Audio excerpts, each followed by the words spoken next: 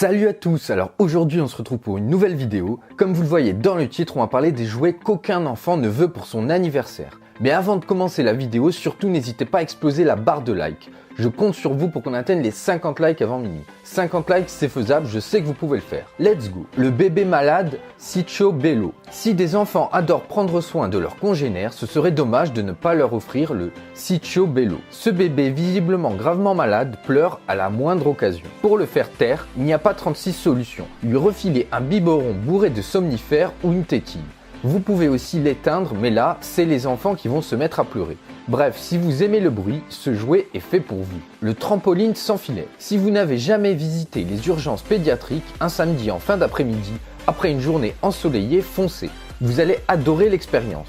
Une fois votre trampoline sans filet installé au milieu de votre jardin, vous expliquerez aux enfants qu'il faut bondir au centre du tapis de saut sans s'écarter. Puis ils feront n'importe quoi jusqu'à ce que l'un d'entre eux finissent par atterrir sur le barbecue encore fumant. Le palais de glace d'Elsa, Lego Disney. Offrir un jouet estampillé La Reine des Neiges à un enfant, c'est un peu comme refiler un supplément de coke à un jet-setter.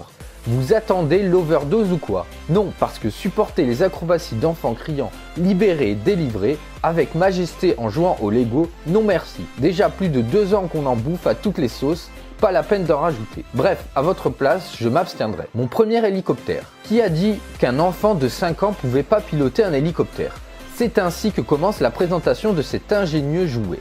Son concepteur oublie probablement que laisser les manettes d'un hélico, fût-il un jouet à un enfant, revient à donner les clés de sa voiture à un aveugle unijambiste. Parce qu'une fois qu'il aura dévasté les étagères de la cuisine, dites-vous bien qu'il ne loupera pas la bibliothèque du salon. Le vélo à petits trous. Le génie qui a inventé les vélos pour enfants ne devait probablement pas en avoir. Sinon, il les aurait conçus plus légers, en carbone par exemple comme ceux du Tour de France. Mais non, il devait trouver beaucoup plus marrant de nous voir nous battre avec pour les transporter. Parce que Choupinet en a marre de pédaler. Saute qui peut de Dujardin. Avouons-le, je n'ai pas totalement assimilé les règles de ce jeu. J'ai néanmoins compris que des enfants hilars allaient devoir sauter dans tous les sens pour échapper à un poisson passablement agacé.